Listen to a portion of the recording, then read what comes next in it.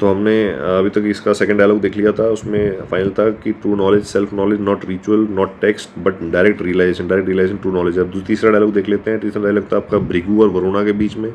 Source is Taittiriya Upanishad part of the Krishna Yajurveda.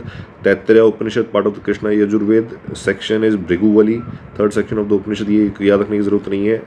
Source बस ये याद रखना है, तैत्तरीय उपनिषद पार्ट ऑफ कृष्ण यजुर्वेद, ठीक है। तैत्तरीय उपनिषद और कृष्ण यजुर्वेद, तैत्तरीय उपनिषद कृष्ण यजुर्वेद, तैत्तरीय उपनिषद कृष्ण यजुर्वेद, ये याद हो गया आपको। डायलॉग बिटवीन भृगु और वरुणा भी डायलॉग क्या था वो बता देता हूँ। थीम क्या है इसकी, स्टेप बाय स्टेप रियलाइजेशन है वो ब्रह्मा का, the supreme reality through the process of self inquiry करके ब्रह्मा के बारे में पता कराना। तो बैकग्राउंड सेटिंग क्या है, Varuna the father is vice teacher and knower of the Brahma, ठीक है। Bhrigu his son approaches him respectfully says reward sir teach me Brahma. तो इंस्टेड ऑफ गिविंग डायरेक्ट, उसने डायरेक्ट आंसर नहीं दिया। वरुण रिस्पॉन्ड लाइक ट्रू उपनिषद टीचर, उसने धीरे धीरे समझाएगा, ऐसे एकदम से नहीं बता देगा ये है, तो उसको नज करेगा, सीखो ये पता लगाओ, ये पता लगाओ, ये पता लगाओ, तो पता चलेगा आपको। तो इसने बोला तप से ब्रह्मा विजिनस्वा, तप से ब्रह्मा विजिनस्वा, तो इसमें छोड़ दो आप। Seek to know Brahma through tapas, तपस से आपको पता चलेगा ब्रह्मा के बारे में। तो Bhrigu is sent on journey of discovery. The structure of the dialogue क्या है, 5 लेयर्स ऑफ रियलाइजेशन है। This dialogue is unique, it's not linear but layered. Bhrigu moves through 5 stages of understanding Brahma by meditating deeply on each. तो पहला क्या है, Brahma is annam, food. Bhrigu बोलता है first meditates and observe all beings arise from food, live by food and return to food.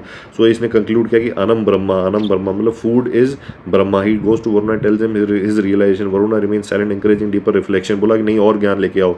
तो ब्रह्मा जब दोबारा जाता है, बोला ब्रह्मा इज प्राणा, वही है, दोबारा जाता है आपका क्या नाम है वरुणा बोलता है ब्रह्मा इज प्राणा। Next Bhrigu says life depends not just on food but on प्राणा, लाइफ फोर्स और ब्रेथ। सो ही थिंक्स प्राणा ब्रह्मा, प्राणा is Brahma, but Varuna does not confirm. Bhrigu continues तपस्या, वो फिर तपस्या करता है, तो बोलता है कि ब्रह्मा इज मानस, बट वो फिर भी नहीं समझता। वो बोलता है कि even breath is regulated by mind, तो इनर इंस्ट्रूमेंट। ही थिंक्स मनो ब्रह्मा, माइंड इज ब्रह्मा, तो बट अभी भी काम नहीं बनता है। फिर ब्रह्मा इज अपना इंटेलेक्ट, विज्ञान, ठीक है।